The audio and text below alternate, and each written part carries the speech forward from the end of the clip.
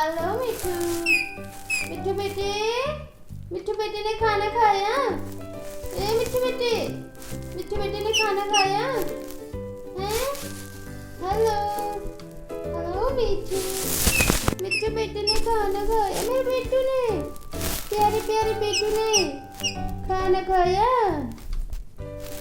Mithu hello hello Mithu.